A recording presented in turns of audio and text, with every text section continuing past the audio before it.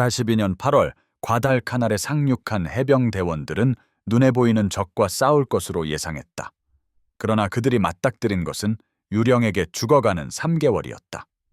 일본군 저격수들은 정글의 수관을 수직 살상지대로 만들어 놓았고 그곳에서 죽음은 경고 없이, 종종 소리도 없이, 그리고 항상 정확한 위치를 파악할 수 없는 곳에서 찾아왔다. 1983년 2월 섬이 확보될 무렵 해병대 전투 후 보고서는 향후 2년간 태평양 지휘관들을 괴롭힐 무언가를 기록했다. 잘 배치된 저격수 1명이 적소총 분대 전체보다 더 많은 사상자를 낼 수 있다는 것이었다. 숫자는 암울한 이야기를 들려주었다. 1943년 11월 부건빌에서 제3해병사단은 저격 사격만으로 하루 평균 15명의 전투 사망자를 기록했다. 이것은 총 15명의 사상자가 아니라 부상자가 아닌 15명의 전사자였다. 6.5m 탄환을 사용하는 97식 소총을 사용하는 일본군 저격수들은 머리와 상체를 겨냥하도록 훈련받았다. 부상 패턴이 너무 일관적이어서 해병대 의무관들은 시신을 검사하기도 전에 저격 사상자를 식별할 수 있었다. 한 발 한 명 사살은 단순한 저격수의 좌우명이 아니었다. 그것은 정글 지형을 통과하는 모든 징역을 병적인 복권으로 만드는 수학적 현실이었다.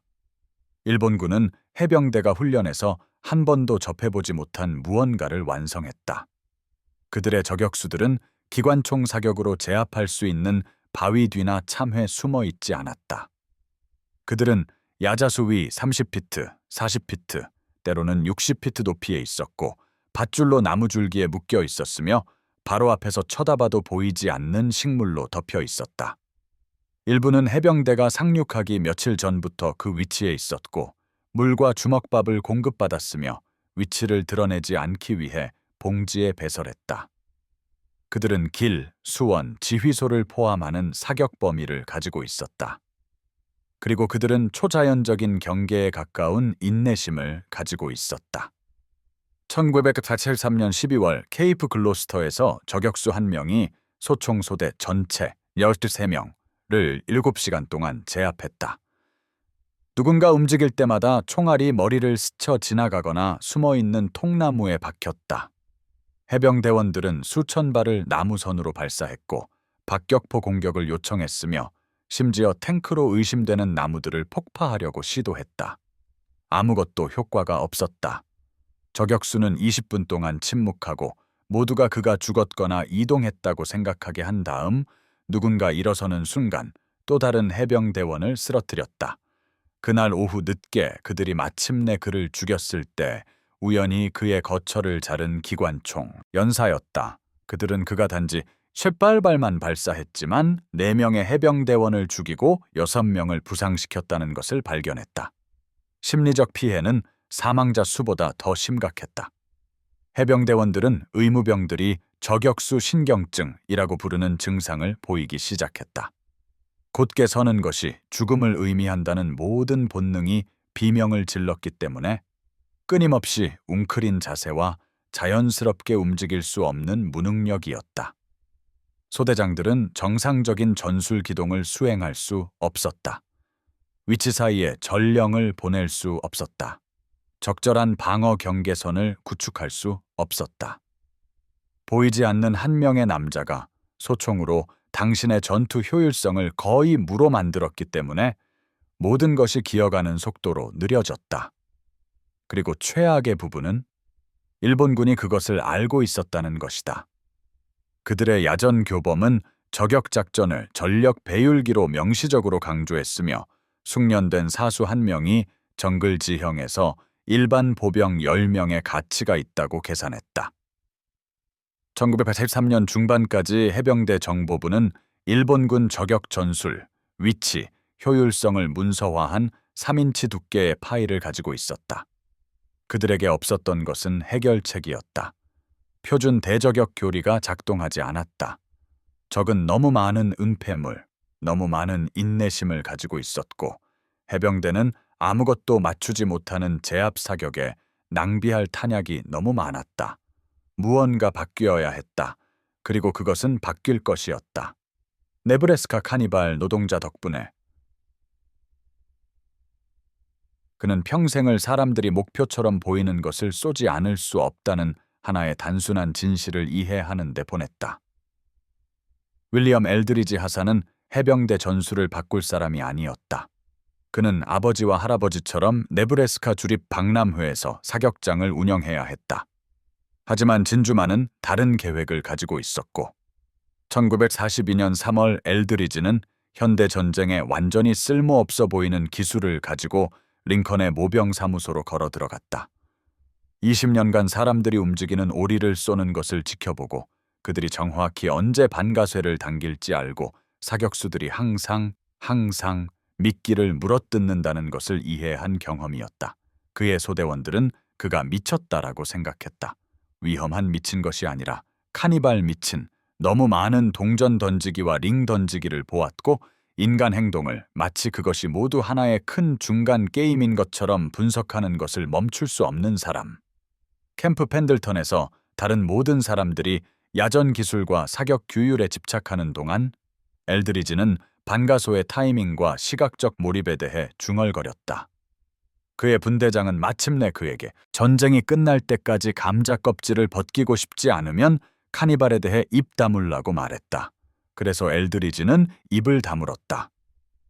북언빌까지 1943년 11월 작전 3일째 엘드리지의 중대는 일본군 저격수가 개인 사냥터로 만든 길을 따라 진격하려고 했다. 90분 만에 6명의 해병대원이 쓰러졌다. 아무도 사수를 찾을 수 없었다. 표준 절차는 포병을 요청하고 지역을 제압하고 그를 기다리라고 말했다. 그러나 엘드리지는 총알 충격을 지켜보고 각도를 추적하고 있었고 갑자기 그는 더 이상 저격수를 보지 않았다. 그는 매년 박람회에 오곤 했던 오마하 출신의 그 아이를 보고 있었다. 금속 토끼를 쓰러뜨리려고 주머니를 비우곤 했던 아이. 같은 행동, 같은 심리, 같은 착취, 가능한 패턴. 그는 중위에게 아이디어가 있다고 말했다. 중위는 그에게 대열로 돌아가라고 말했다. 엘드리지는 고집했다. 헬멧과 막대기, 그리고 2분이 필요하다고 말했다. 중위는 지쳐있고 절망적이었고 불복종 혐의로 위협하기 전에 설명할 30초를 주었다.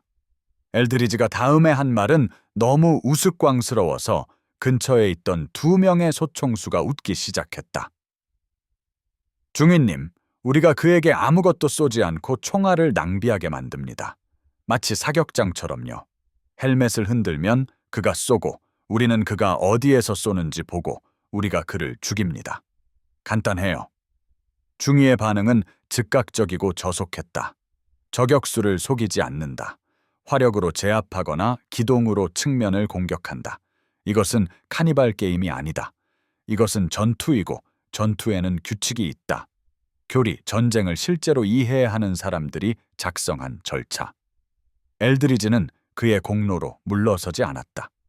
그는 그들이 이미 그 저격수에게 효과 없이 3,000발을 발사했고 나무 외에는 아무것도 맞추지 못한 2번의 박격포 공격을 요청했으며 규칙대로 하면서 6명의 목숨을 잃었다고 지적했다. 그의 방식은 헬멧 하나와 아마도 약간의 탄약만 들 것이다. 규칙의 방식은 목숨을 앗아가고 있었다.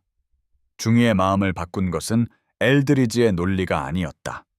그것은 들것에 실려 지나가는 부상당한 무전병이었다. 17세, 안테나를 조정하기 위해 2초 동안 일어섰다가 턱을 관통당했다.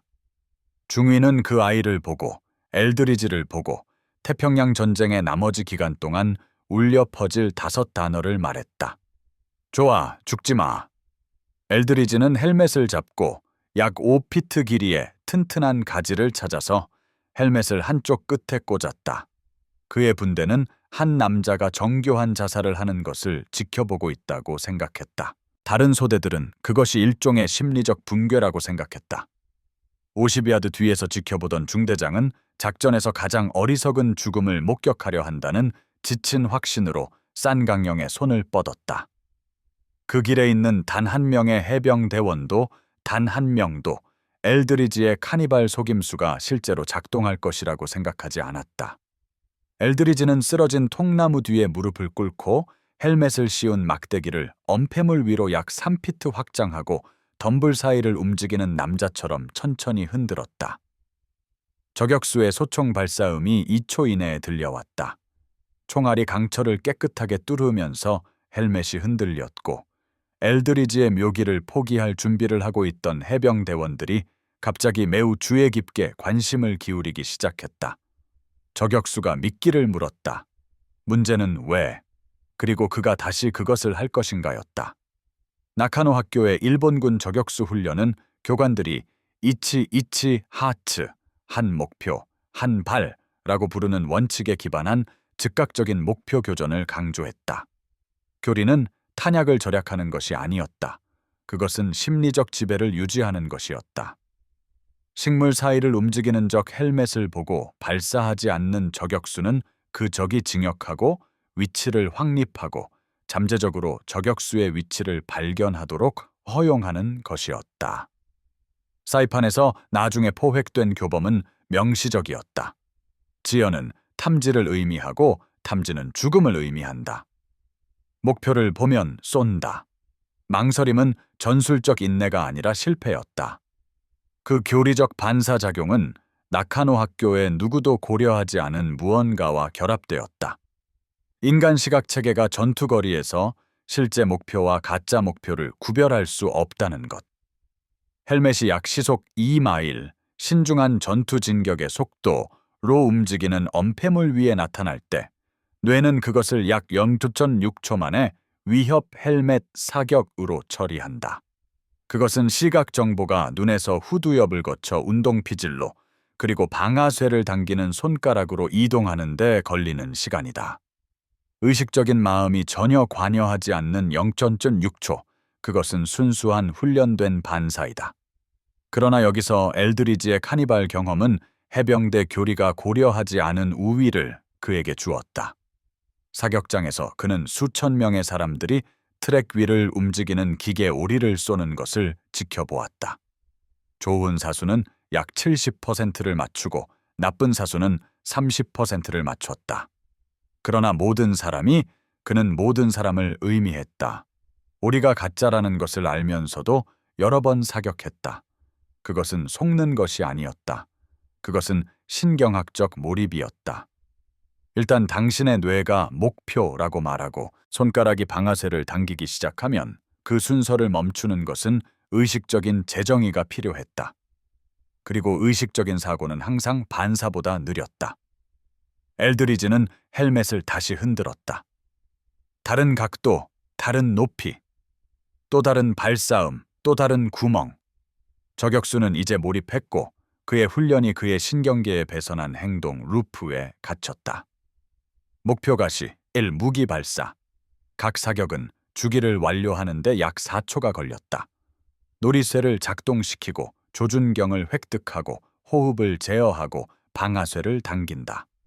저격수의 의식적인 마음이 이론적으로 개입하고 잠깐, 이것은 미끼일 수 있어 라고 말할 수 있는 4초. 그러나 4초는 충분한 시간이 아니었다. 움직임이 옳아 보였다. 실루엣이 옳아 보였다. 그리고 그 교리적 명령, 쏘거나 적의 진격을 허용하라, 은 회의론을 매번 무시했다.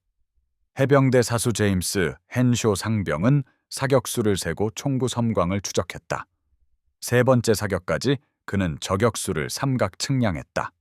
야자수 위 40피트, 북동쪽으로 약 80야드, 잎사귀 무리 속에 숨어 있었다. 네 번째 사격이 그것을 확인했다. 작은 섬광, 거의 보이지 않지만 거기 있었다. 헨쇼는 스프링필드 003 소총을 안정시키고 퀀티코에서 훈련받은 대로 정확히 호흡을 제어하고 그 섬광이 발생한 공간을 통해 170그레인의 구리 피복납을 보냈다.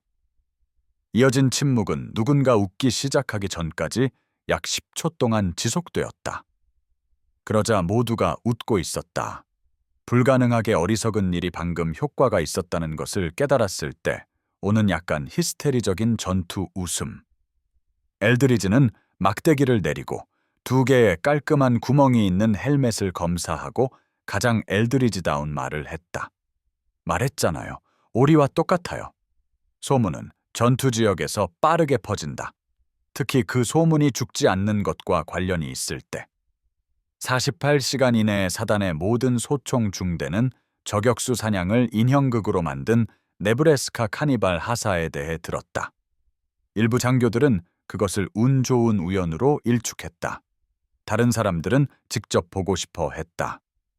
2주 만에 11명의 부하를 저격수에게 잃은 중대장, 버지니아 출신의 대위, 은 엘드리지가 원하든 원하지 않든 시연을 하기로 결정했다. 기회는 1943년 11월 타라와에서 왔다. 태평양 전쟁에서 그 시점까지 가장 피비린내, 나는 76시간이 될 것이었다. 해병대는 11월 20일 해변에 상륙했고 물가에서 강한 저항을 예상했다. 그들이 얻은 것은 그것뿐만 아니라 더 나쁜 무언가였다. 해군 폭격에서 살아남은 일본군 저격수들이 지역을 확보했다고 생각하는 모든 사람을 조직적으로 제거하고 있었다. 제2해병사단의 첫날 사상자 보고서는 3.8명의 확인된 저격 사살을 보여주었다. 전통적인 대저격 작전이 완전히 부적절해 보이게 만드는 숫자였다. 엘드리지의 분대는 이틀째에 일본군 거점을 소탕하는 임무를 받았다. 최소 3명의 저격수가 연동 사격 범위를 구축한 손상된 벙커무리. 표준 공격 교리는 공중 지원을 요청하고 아마도 접근하는 동안 12명의 해병대원을 잃고 폭발 반경에서 저격수를 잡기를 바라는 것을 의미했을 것이다. 대신 그들의 소대장, 부건빌 이후 신자가 된 은 엘드리지에게 적절한 지원으로 카니발 루틴을 시도할 수 있는 허가를 주었다. 그들은 거점 주위의 다른 지점에 4개의 헬멧 스테이션을 설치했고 각각은 막대기를 가진 해병대원과 자신이 총알 자석이 되려 한다는 절대적인 믿음으로 배치되었다. 계획은 조율되었다. 헬멧을 순서대로 흔들고 여러 목표를 만들고 저격수들이 총구 섬광과 충격 패턴을 통해 자신을 드러내도록 강요한다. 각 헬멧 조작자 뒤에는 용삼 스프링필드와 스코프를 가진 해병대 저격수가 미끼가 아닌 무언가를 쏠 것을 기다렸다. 작전은 08830시에 시작되었고 행동 착취의 마스터 클래스로 변했다. 첫 번째 헬멧이 올라간다. 발싸움, 총알, 섬광, 발견. 두 번째 헬멧, 발싸움, 다른 각도, 두 번째 저격수 식별. 세 번째 헬멧, 발싸움, 세 번째 저격수 확인. 일본군 사수들은 자신을 도울 수 없었다. 그들의 훈련, 그들의 교리, 그들의 전체 전술 프레임워크는 가시적인 목표를 즉시 교전하도록 요구했다. 막대기에 헬멧을 흔드는 4명의 해병대원은 3명의 치명적인 저격수를 예측 가능한 자극 반응 기계로 만들었다. 다음 2시간 동안 그 4개의 헬멧은 일본군 위치에서 번의 별도 사격을 유도했다. 47번 저격수는 해병대원의 머리처럼 보이는 것을 보고 방아쇠를 당기고 자신의 위치를 드러내는 것 외에는 아무것도 달성하지 못했다. 해병대 대저격수들은 신중하게 수를 세웠다. 0845시에 첫 번째 저격수 제거, 0925시에 두 번째, 0953시에 세 번째. 그런 다음 일이 흥미로워졌다. 헬멧 속임수가 사격을 듣고 목표가 풍부한 환경이라고 생각한 인접 위치의 저격수들을 끌어들였기 때문이다. 총 30시까지 해병대 사수들은 11명의 일본군 저격수가 사살되었음을 확인했다. 모두 미끼에 이끌려 모두 헬멧 속임수가 그들의 위치를 드러내도록 강요하지 않았다면 결코 발견하지 못했을 사수들에 의해 제거되었다.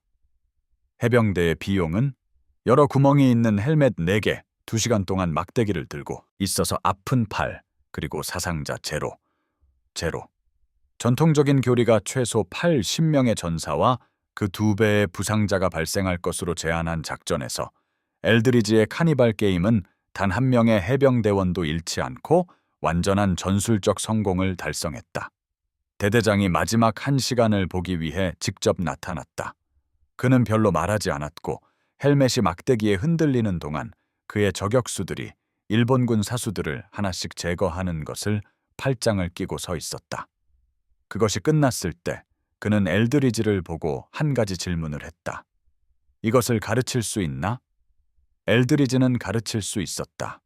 그러나 그가 해병대에 정말로 가르친 것은 일본군 병참 장교들이 과달카날 이후 조용히 걱정해온 무언가였다. 탄약 산술. 태평양에 배치된 모든 일본군 저격수는 수십 발짜리 6개의 스트리퍼 클립에 20발을 휴대했다.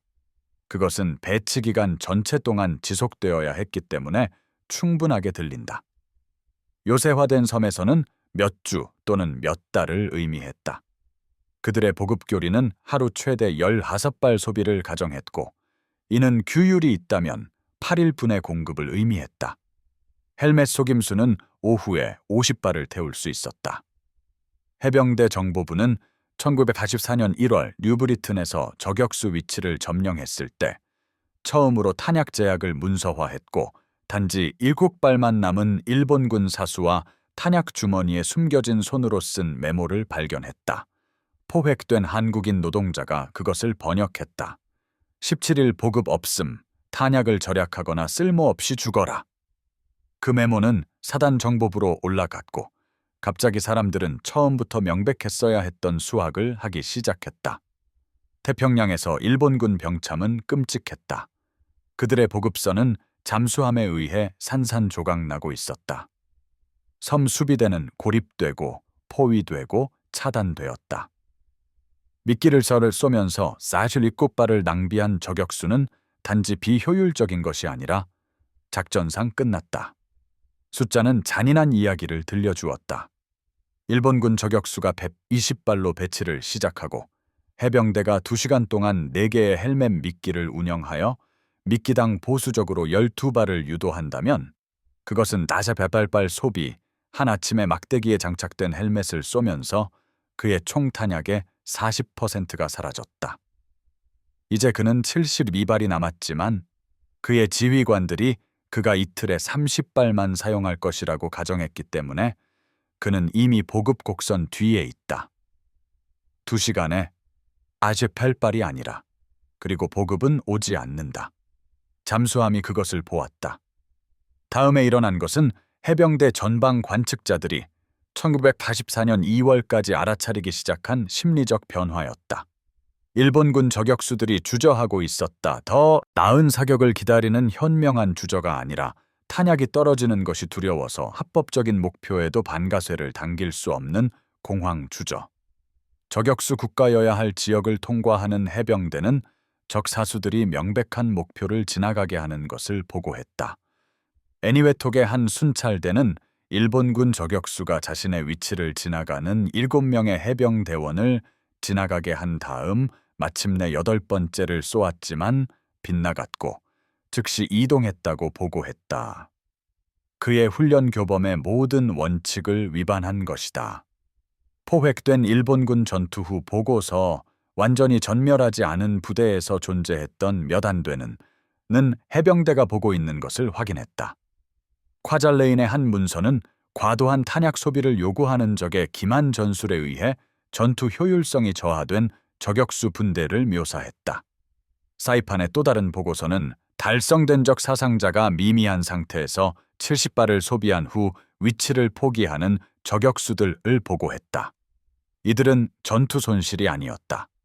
이들은 여전히 살아있지만 아무것도 쏘지 않고 주머니를 비우도록 속아서 기능적으로 쓸모없게 된 저격수들이었다. 헬멧 속임수는 희소성을 무기화했다. 일본군 교리는 저격수들이 실제 목표를 쏘고 실제 사살을 달성하고 소비된 모든 발을 정당화한다고 가정했다. 그러나 그 발의 40%가 빈 헬멧을 뚫었을 때 전체 전술패 레이머크가 붕괴되었다. 발이 남은 저격수는 더 이상 위협 배율기가 아니었다. 그는 나무에 갇혀 전투에 의미 있게 영향을 미칠 방법이 없는 일반 소총수였다. 그는 사냥꾼에서 목격자로 변했고 아마도 중요하지 않을 절망적인 최후의 저항을 위해 마지막 탄창을 보존하면서 해병대가 징역하는 것을 지켜보았다. 해병대 사상자 보고서는 변화를 반영하기 시작했다. 대대당 확인된 저격 사살은 1943년 후반에 하루 평균 12명에서 1944년 4월까지 비슷한 섬 공격에서 하루 유 7명으로 떨어졌다. 일본군 저격수들은 사격을 더 못하게 된 것이 아니라 해병대에게 헬멧 외에는 아무것도 들지 않는 카니발 속임수를 통해 체계적으로 탄약을 굶주리게 되었을 뿐이었다. 해병대는 보통 카니발 노동자가 발명한 전술을 채택하지 않는다. 특히 그 전술이 절망적인 소대가 포위되기 5분 전에 만든 것처럼 들릴 때, 군사기관은 교리, 야전 교범, 그리고 사관학교 자격과 참모대학 졸업장을 가진 사람들이 개발한 훈련 절차로 운영된다. 그러나 1984년 1월까지 태평양에서 온 사상자 수는 본부에서 몇 가지 불편한 인정을 강요하고 있었다. 전통적인 대저격 작전은 작동하지 않았다. 엘드리지의 헬멧 속임수는 작동했다. 때때로 숫자는 당신의 자격에 신경 쓰지 않는다. 공식 표준화 과정은 1944년 2월 캠프 펜들턴에서 시작되었다. 해병대 학교는 대저격 전술에 관한 작업 그룹을 소집했다. 그들은 엘드리지, 이제 그가 우스꽝스럽다고 생각한 동성 훈장을 달고 있었다. 를 데려와 그의 기술을 평생 확립된 군사이론의 렌즈를 통해 전쟁을 연구한 회의적인 장교들로 가득 찬 방에서 시연하도록 요청했다. 그들이 본 것은 카니발 용어를 사용하여 조중영 획득과 방아소의 심리학을 설명하면서 막대기에 헬멧을 흔드는 네브래스카 하사였다. 그것은 어떤 야전 교범에도 없었다. 방의 절반은 그것이 창피하다고 생각했다. 나머지 절반은 그것이 생명을 구할 수 있다고 생각했다. 타협은 전형적인 군사 관료주의였다. 그들은 전술을 채택하지만 적절한 교리 언어로 꾸밀 것이다.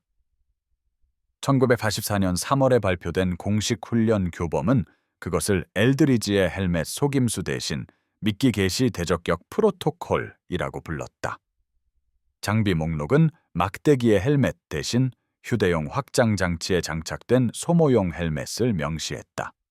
그러나 실제 내용은 군사 용어로 번역된 순수한 카니발 논리였다.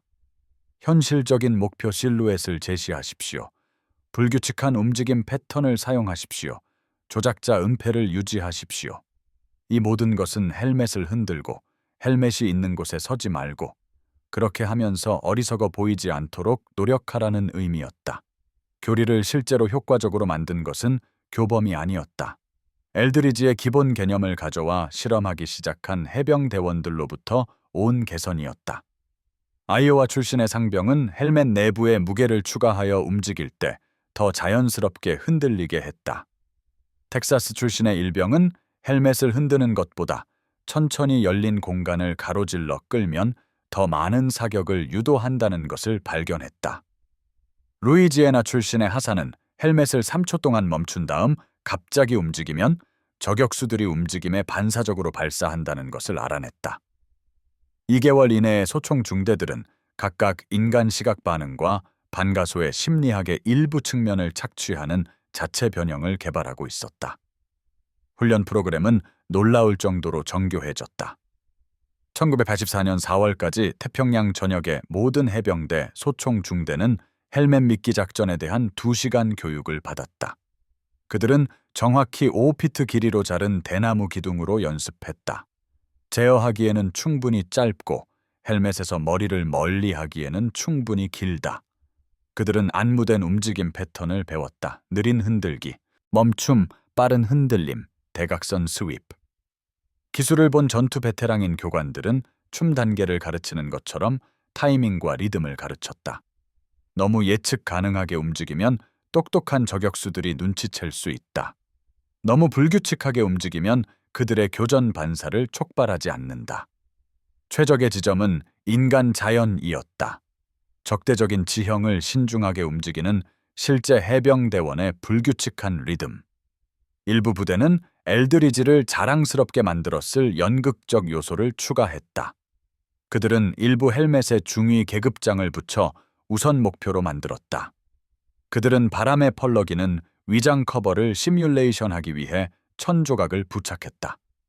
펠렐리우의 한 창의적인 중대는 구부러진 철사로 만든 가짜 무정이 안테나를 추가하기 시작했고, 통신 요원을 죽이는 것을 우선시하는 일본군 교리에 기대했다. 일본군은 계속 쏘았고 해병대는 계속 세웠고 사망자 수는 계속 올바른 방향으로 이동했다. 1944년 6월까지 한 하사의 우스꽝스러운 아이디어로 시작된 것이 전체 해병대 태평양 사령부에 걸쳐 표준 운영 절차가 되었다. 공식 전투 후 검토는 네브래스카 출신의 카니발 노동자보다 체계적인 교리 개발을 인정하는 데 신중했다. 그러나 실제로 그것을 한 모든 해병대원은 진실을 알고 있었다. 어떤 전술의 진정한 테스트는 이상적인 조건에서 한번 작동하는지가 아니다. 그것은 다른 지형, 다른 적부대, 그리고 다른 전술 상황에 걸쳐 확장되는지이다. 헬멧 속임수는 1944년 초부터 전쟁 끝까지 모든 주요 섬 작전에 걸쳐 그 테스트를 받았고, 나타난 데이터는 본부의 회의론자들조차 무시할 수 없는 이야기를 들려주었다. 1943년 11월 타라와와 1945년 2월 이오지마 사이에 저격 사격으로 인한 해병대 사상자는 38% 감소했다. 저격을 더 효과적으로 만들어야 하는 지형에서 싸웠음에도 불구하고 통계는 극명했다. 타라와에서 제2해병사단은 76시간 동안 101명의 확인된 저격 사상자를 기록했다. 대략 전투작전 시간당 1.5명의 해병대원이 사망하거나 부상당했다. 1984년 6월 사이판에서 헬멧 미끼 교리가 표준이 된 지 7개월 후 같은 사단이 비슷한 정글 지형에서 3주 동안 68명의 저격 사상자를 기록했다. 원시 숫자는 비슷해 보였지만 작전 속도를 고려하면 그렇지 않았다. 사이판은 15배 더 많은 전투 시간을 포함했으며 이는 시간당 저격 사상자 비율이 0.04로 떨어졌음을 의미한다. 같은 사단, 같은 적, 완전히 다른 결과. 1984년 9월의 펠렐리우는 지형이 저격수 천국이었기 때문에 훨씬 더 설득력 있는 증거를 제공했다. 수많은 동굴이 있는 산호 능선, 높이 2점, 그리고 여러 접근 경로를 커버할 수 있는 사격 위치. 일본군 지휘관들은 수개월의 방어 준비 동안 특별히 저격수 위치를 선택했고, 해병대 징역을 파국적으로 비용이 많이 들게 만들어야 하는 연동 사격 범위를 만들었다. 대신 제1해병사단 전투 후 보고서는 계속 반복되는 패턴을 문서화했다. 헬멧 미끼가 배치되고 일본군 저격수가 교전하고 대저격수가 위협을 제거하고 최소한의 사상자로 진격이 계속되었다. 한 소총 중대는 8일 동안 63번의 별도 헬멧 미끼 작전을 기록했고 추정 300발의 일본군 사격을 유도했으며 그 기간 동안 단 2명의 저격 사상자만 겪었다. 일본군은 그들에게 무슨 일이 일어나고 있는지 알고 있었다. 사이판에서 포획된 문서에는 1944년 7월 2일자 일본군 보병 대령이 남은 저격수 팀에게 보낸 전술각서가 포함되어 있었다. 사단 정보부에서 일하는 해병대 번역가는 그것을 중요한 것으로 표시했다. 적은 탄약을 낭비하고 위치를 드러내기 위해 가짜 목표를 사용합니다. 저격수 팀은 사격 규율을 행사하고 교전 전에 목표를 확인해야 합니다. 그런 다음 메모는 특정 인식 요소를 나열했다. 목 그림자를 확인하고 팔 움직임을 확인하고 자연스러운 걸음걸이 패턴을 확인하십시오. 그것은 일본군 교리가 수년간 저격수들에게 훈련시킨 반사적인 목표 교전을 재프로그램하려는 절망적인 시도였다. 문제는 의식적인 확인은 시간이 걸리고 전투에서 시간은 당신을 죽게 만든다는 것이었다. 그 헬멧이 진짜인지 가짜인지 확인하기 위해 3초 동안 멈춘 저격수는 실제 해병대원이 자신의 위치에 3초 더 가까이 진격하도록 허용한 저격수였다. 일본군 야전 지휘관들은 두 가지 나쁜 선택 사이에 갇혔다. 반사적으로 쏘고 미끼에 탄약을 낭비하거나 망설이고 적의 진격을 허용한다. 해병대는 그 딜레마를 무기화했고 좋은 교리적 답은 없었다. 1945년 2월 이오지마까지 포획된 일본군 위치 지도는 최종 이야기를 들려주었다. 해병대 정보부는 파괴된 지휘 벙커에서 탄약 상태에 따라 색으로 구분된 저격수 위치를 보여주는 계획 문서를 회수했다. 빨간색 위치는 심각한 탄약 부족을 나타냈다. 지도에는 43개의 저격수 위치가 표시되어 있었다. 사람이 7개가 빨간색이었다. 이중 언어를 사용하는 니세이 해병대원들이 번역한 주석은 과도한 탄약을 소비하는 적의 기만과 보급 불가능, 위치 효율성 저하를 반복적으로 참조했다. 이들은 점령되거나 파괴된 위치가 아니었다. 이들은 여전히 살아있는 일본군 저격수들이 점령하고 있었지만 너무 많은 헬멧을 쏴서 전술적 무관성으로 축소된 위치였다. 누적된 전략적 영향은 정확하게 정량화하기 불가능했지만 사단 의무관들은 교육받은 추정을 했다. 저격 사상자 비율이 이오지마까지 타라와 수준으로 유지되었다면 해병대는 섬 작전 전체에 걸쳐 추가로 4,000명의 저격 관련 사상자를 겪었을 것이다. 집에 돌아온 4,000명의 해병대원, 모두 한 카니발 노동자가 사격수들이 항상 미끼를 물어뜯는다는 것을 이해했기 때문에 보이지 않는 적에게 죽는 대신. 엘드리즈는 1945년 봄 오키나와에서 살아남았는데 통계적으로 일어나서는 안 되는 일이었다. 제19는 82일간의 전투 동안 65,000명 이상의 사상자를 겪었으며 태평양 전쟁에서 가장 피비린내 나는 작전이 되었다. 엘드리지의 중대는 618%의 사상자를 냈는데 이는 그가 훈련하고 함께 싸운 대부분의 남자들이 죽거나 철수하는 것을 지켜봤다는 것을 의미했다.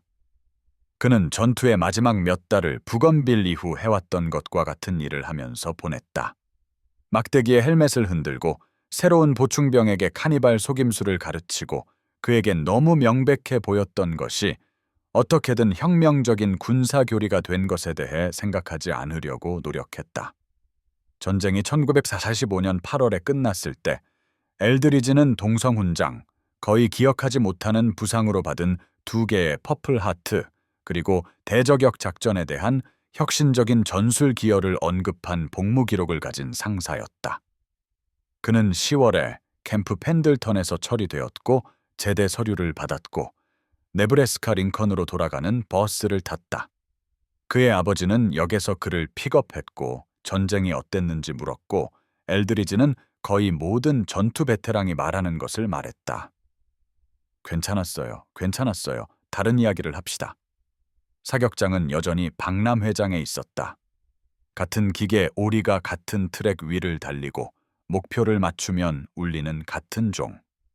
엘드리지는 결코 떠난 적이 없는 것처럼 그것을 운영하는 것으로 돌아갔다. 단지 이제 그는 사람들의 방아소의 규율을 지켜보고 조준경 획득에 대해 중얼거리는 이상한 습관을 가지고 있었다. 고객들은 그가 카니발 게임에 대해 까다로워졌다고 생각했다. 그는 실제로 3년을 같은 행동 패턴이 사람들을 죽게 하거나 살아있게 하는 것을 지켜보며 보냈고 어느 쪽이 그것들을 더 잘 이해했느냐에 따라 달라졌다. 동성훈장 표창장은 1945년 11월에 우편으로 도착했고 해병대 본부에서 전달되었다. 그것은 그를 여러 작전에 걸쳐 사상자를 크게 줄인 대저격 기술을 개발하는 데 탁월한 독창성으로 인정했다. 엘드리지는 그것을 한 번 읽고 서랍에 넣어 끄었고 누군가 직접 묻지 않는 한 결코 꺼내지 않았다. 그들이 물었을 때 보통 그가 제향군인회 모임에 착용했을 때 리본을 알아본 다른 베테랑들, 그의 설명은 항상 같았다. 그냥 상식처럼 보였어요. 사격수들은 목표를 쏩니다. 우리는 그들에게 가짜 목표를 주었습니다. 정확히 로켓 과학은 아니죠. 그러나 그것은 로켓 과학이었다. 또는 적어도 행동 과학, 신경학, 그리고 카니발 직관으로 포장된 전술 심리학. 엘드리지는 수천 명의 사람들이 봉제 인형을 이기려고 하는 것을 지켜보면서 모든 것을 배웠기 때문에 그런 식으로 구성하지 않았다. 그는 시각 자극 반응이나 교리적 행동 조건화에 대한 학문적 용어를 몰랐다. 그는 단지 사람들, 일본군 저격수를 포함하여 이 쏘아야 할 것처럼 보이는 것을 쏘지 않을 수 없다는 것을 알았다. 그리고 일단 그것을 이해하면 나머지는 그냥 실행이었다. 해병대는 한국과 베트남을 거쳐 헬멧 미끼 전술을 계속 사용했으며 다른 지형과 적교리에 맞게 수정했다. 기본 원칙은 동일하게 유지되었다. 아무것도 들지 않고 생명을 구하는 값싼 미끼를 사용하여 상대방의 훈련과 반사를 그들에게 불리하게 착취한다. 수십 년 동안 다양한 야전 교범은 그 기술을 카니발 노동자에게서 왔다는 것을 언급하지 않고 태평양 전역에서의 체계적인 교리 개발에 인정했고 그는 전체가 명백하다고 생각했다. 엘드리지는 1987년 71세의 나이로 사망할 때까지 사격장을 운영했다. 링컨 저널 스타의 부고는 그의 해병대 복무를 한 문장으로 언급했고 그가 50년 동안 주립 박람회의 고정 인물이었다는 것에 대해 세 단락을 할애했다. 아무도 그의 카니발 속임수가 수천 명의 생명을 구했다는 것을 언급하지 않았다. 아무도 그가 기계 오리를 쏘는 사람들을 지켜보면서 배운 원칙을 사용하여 일본군 저격 교리를 뒤집었다는 것을 언급하지 않았다. 그는 아마도 그런 식으로 선호했을 것이다. 상식은 기념비가 필요하지 않다. 그것은 그냥 작동하면 된다.